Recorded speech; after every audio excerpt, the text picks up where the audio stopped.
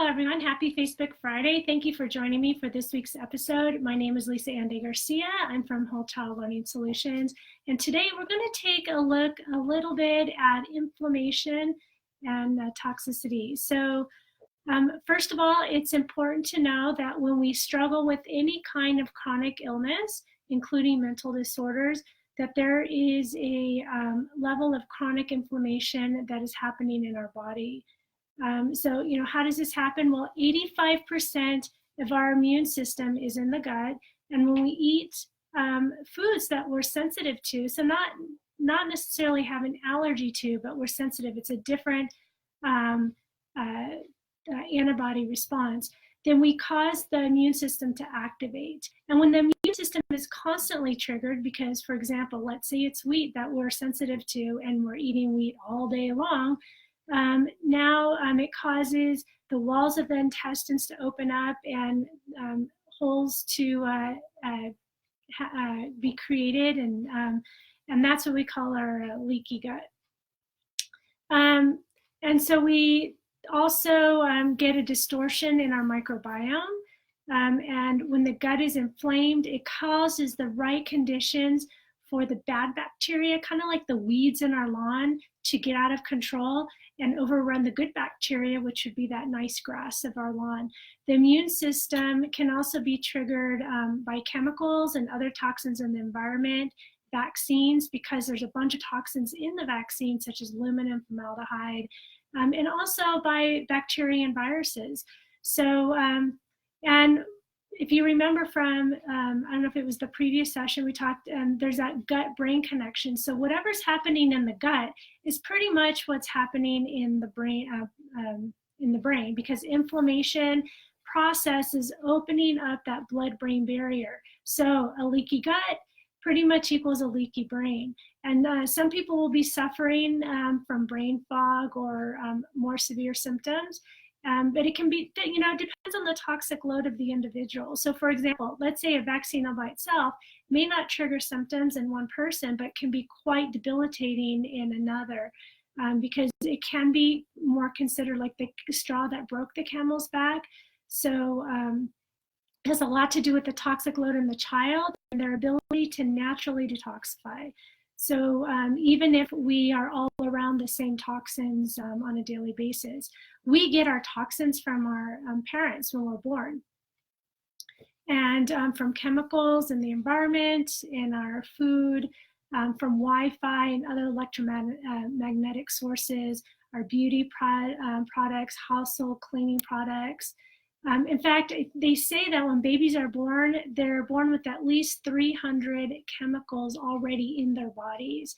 And it's increasing, generationally as the toxins in our environments increase, so that each generation is more and more toxic, and the moms are passing that along to their children. So they're starting life already toxic. And then now in the last 20 years, we have an increase in our GMO foods and the toxins that are in the foods, the glyphosate that's sprayed on now all of our wheat.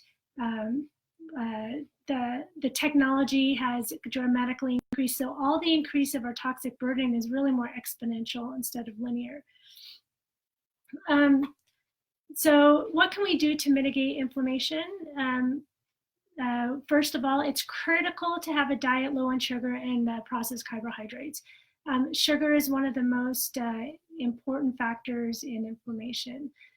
It's also critical to remove foods which cause an immune reaction, so anything that we're sensitive to. In some cases, it might be, kind of obvious if you just kind of sit and take a look or start, noticing how you're feeling after you eat certain foods, but such as red ears and cheeks, that's typically cause a phenol reaction. So you can look up that PHENOL to see which foods that might be, and salicylates. But a sensitivity, unlike an allergy, can take up to a few days to manifest. So like a symptom might be headache, brain fog, focusing issues. So it can be a little bit hard to pinpoint if you just think, well, what did I eat? Like when I get a headache, sometimes I say, what did I eat this morning? But I really need, I stop and I have to think, okay, what did I eat yesterday and the day before? So it's not just an immediate reaction.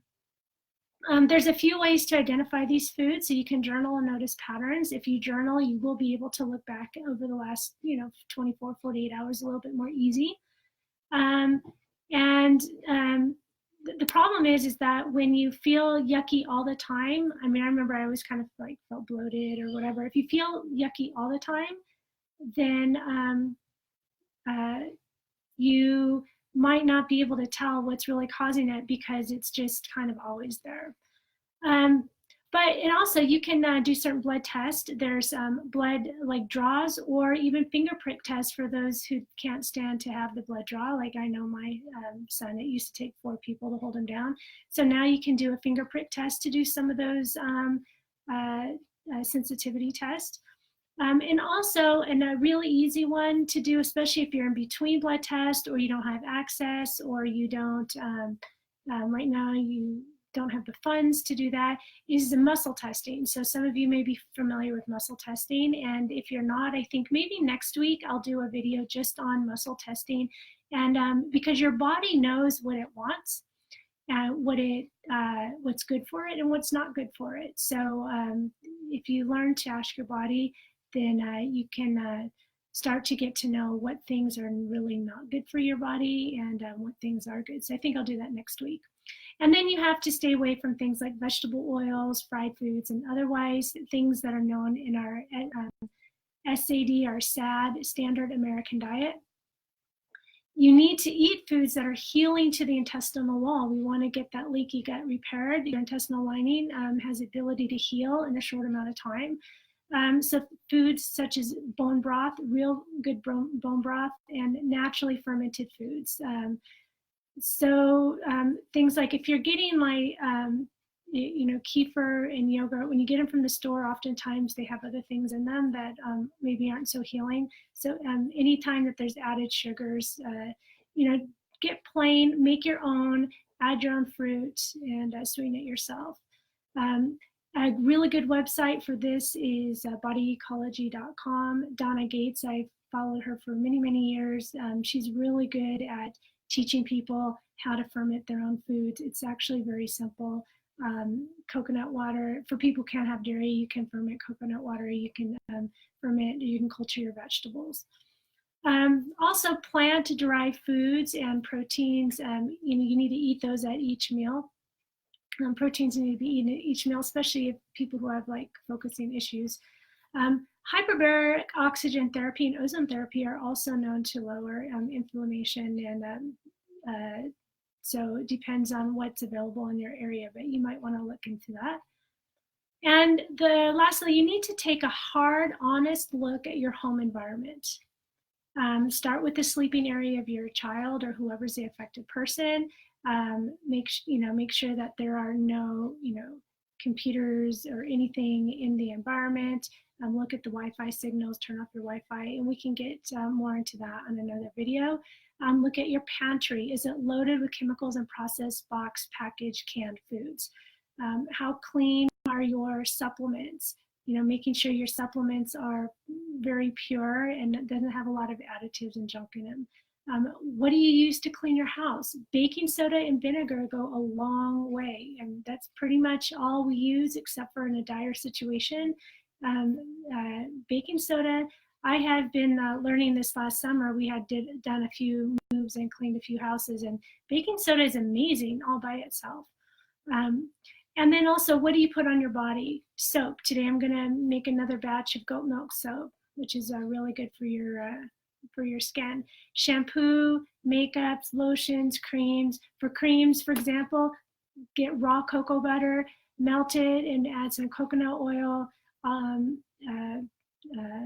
almond oil, could be avocado, any of those kind of oils that you like, put them together. And when it gets hard, the cocoa butter gets hard and the other ones are softer. So it gives a really just the right consistency. You smell like a cookie at the end and you might want to lick yourself, and it's edible and it's not harmful and it's really good. So just following these few simple tips will get you going in the right direction of starting to reduce that chronic inflammation that you might be experiencing, whether you're somebody on the spectrum, you just have chronic illness, or you have brain fog, or it's pretty much useless to go deeper into looking at some of the deeper things you can do in your body if the environment isn't addressed first, because otherwise you're just going to keep adding fuel to the fire. So I've heard some functional doctors kind of make the analogy that, some people are trying to clean out the refrigerator while the house is on fire. So you need to work on putting out the fire first and then clean out your refrigerator.